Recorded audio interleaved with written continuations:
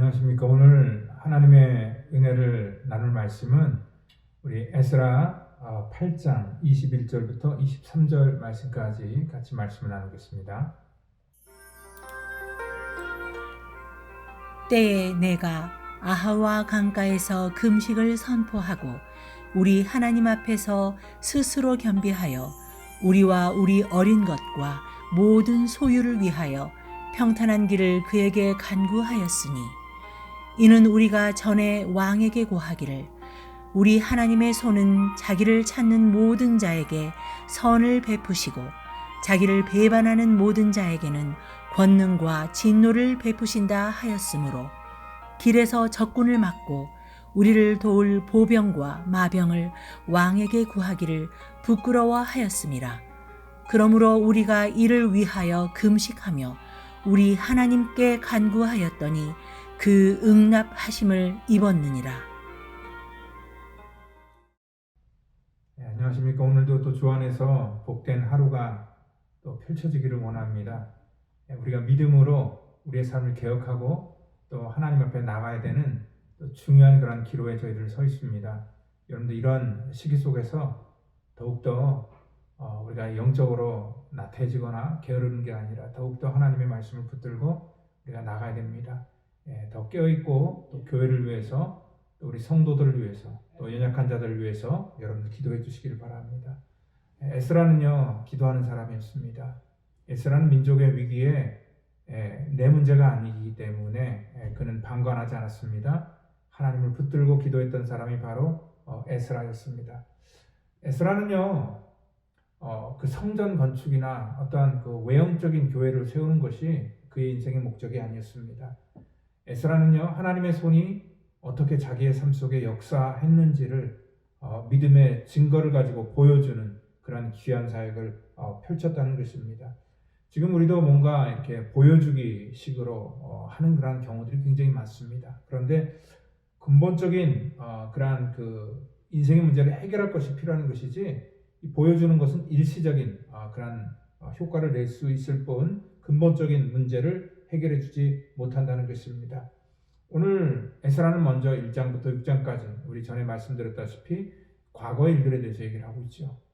그들의 조상들이 출애굽을 통하여서 어떻게 하나님의 손이 그들을 인도하여 그 애굽에 종살이를 했던 그들을 이끌어 광야로 또 광야에서 하나님께서 어떻게 가나안 땅으로 인도하셨는지 그 모든 과정에 대해서 얘기를 하고 있었고요.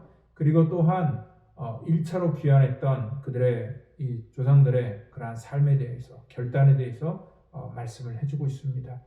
어떻게 그들이 성전을 세울 수 있었는지 겉으로 보면은 도저히 불가능하고 또 그들의 능력으로나 그들의 어떤 갖고 있는 그런 여건으로 절대 할 수 없었던 일들이었지만 하나님의 선한 손이 도우셔서 그 불가능한 일들을 가능케 했던 것, 바로 그것이 오늘 에스라가 강조하고 있는 그러한 바였습니다.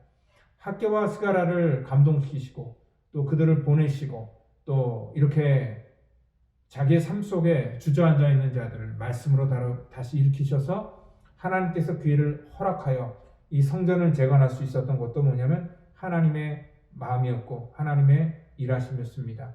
하나님께서 일하실 때는요 그 시대 속에 실력자들을 하나님이 사용하시더라고요. 사람을 통해서 일하십니다. 고레스 왕을 감동시키시고 그래서 그들을 본국으로 돌려보내고 또 다리오 왕의 마음을 감동시키셔서 또 그 일들이 되도록 이 모든 것들을 허락했다는 것입니다. 오늘 아마 이 에스라도 2차 귀환을 결정하면서 같은 심정이었을 겁니다.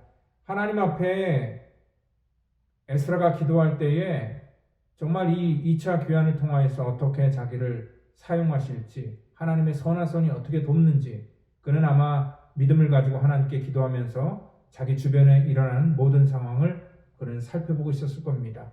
에스라서 7장은요 이렇게 고백을 하고 있습니다. 7장 13절에 보니까 조소를 내리노니 우리나라에는 이스라엘 백성과 그들 제사장들과 레위 사람들 중에 예루살렘으로 올라갈 뜻이 있는 자는 누구든지 너와 함께 갈지어다.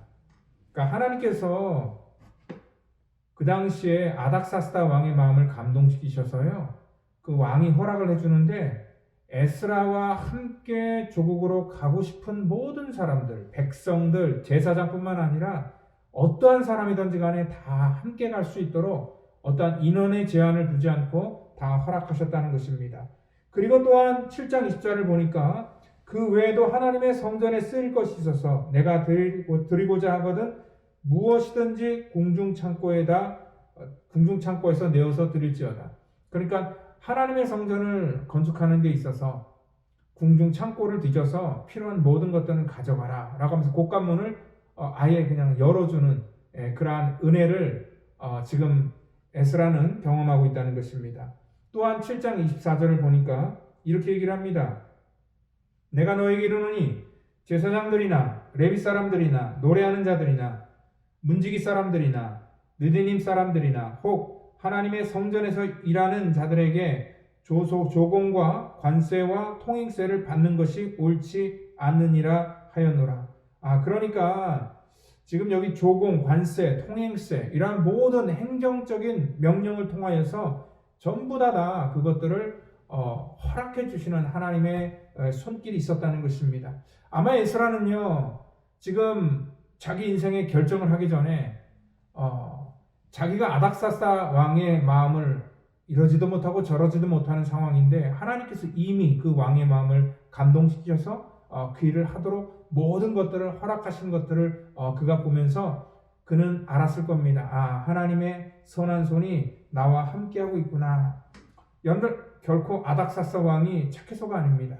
그리고 에스라가 어떤 실력이 있거나 사람들에게 인정을 받았기 때문에 이러한 일이 생길 수도 없다는 것입니다. 오늘 에스라 7장 9절에서는요. 에스라가 하나님의 선한 손에 도우심을 입어 닷새째 달 초하루에 예루살렘에 이르렀다 얘기를 하고 있습니다. 그러니까 본국으로 돌아갈 수 있는 것, 그것은 뭐냐면 하나님의 선한 손길이 그를 도우셨고 그 일이 되도록 그 전에 모든 것들을, 모든 여건들을 그에게 다 허락해 주셨다라는 것들을 말하고 있다는 것입니다.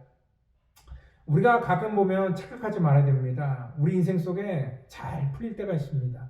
그리고 또 남들이 생각할 때는 성공했다라는 그런 소리를 들을 때도 있습니다. 그리고 또 내가 남보다 더 먼저 다른 사람보다 고지를 선점할 수도 있습니다. 그런데 그 모든 것들이 우리가 착각하면 내가 잘나서, 내가 열심히 해서, 또 내가 모든 것들을 정말 잘 관리해서 그렇게 되었다라고 생각할지 모르겠지만 이 모든 것들이 하나님께서 우리를 도우셨다는 하나님의 선한 손길이 있다는 것을 여러분들 믿으시기를 바랍니다. 오늘 우리가 살면서 이 살아있는 그런 체험과 또 하나님의 말씀이 같이 잘 이게 연합이 되어야지 하나님의 은혜가 우리 속에 나타나게 되는데요. 이러한 신앙과 믿음이라는 것이 관념이 될 때 굉장히 위험합니다.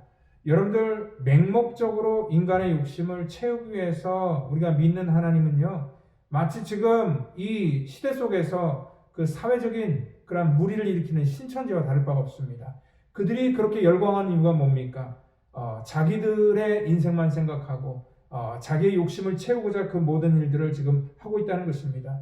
여러분 상식적으로 말이 안 되잖아요. 그들에게 정말 사기치고 거짓말을 가르치고 또 이상한 것들을 강요함에도 불구하고 그들은 이상한 것을 느끼지 못하는 것이 뭐냐면 자기의 욕심에 그들이 붙들리기 때문에 그렇다는 것입니다. 여러분 그렇기 때문에 어떤 그 관념적으로 자기만 생각하는 것이 아니라 항상 이 믿음이라는 것은 우리 삶 속에서 능력으로 나타날 때에 비로소 그것이 진정한 신앙이 될 수 있다는 것입니다. 제가 우리 김기래 목사님 남편이신 우리 박 교수님이 한국 가시기 전에 저에게 잠깐 이렇게 골프 레슨을 이렇게 몇 번 시켜주신 적이 있습니다. 그분이 뭐 이론도 가르쳐 주셨고 또 이렇게 그 폼도 가르쳐 주셨고 또 저 나름대로 강의 영상도 이렇게 보면서 그것을 이렇게 따라해 보려고 했습니다. 아마 제가 보고 또 제가 이해하는 바로는 잘할 수 있을 것 같았습니다. 그런데 실질적으로 나가서 보니까요, 그게 그 심리적인 요인도 있고 또 날씨의 문제도 있고 또 여러 가지 그런 필드의 상태도 있고 또 다양한 상황을 제가 경험해보지 못했기 때문에 그러한 문제 속에서 이 경험이 참 우리 속에 이렇게 실력으로 나타나지 않는다라는 것들을 제가 깨닫게 되었습니다. 그러니까 왜냐하면 그게 참 아무리 머릿속으로 알고 있어도 그것들 우리 삶에 이렇게 배어 있지 않으면 그것들이 이렇게 능력으로 나타나지 않는다는 것입니다. 여러분들 바로 우리가 신앙생활하는 것도 마찬가지입니다. 관념적으로는 다 알고 있어요. 이론적으로는 다 알고 있어요. 그런데 그 이론적으로 알고 있는 것들이 우리 삶 속에 실력으로 나타나지 않을 때 그것은 진정한 살아있는 신앙이 될 수 없었다는 것입니다. 에스라는요 그것을 알고 있었어요.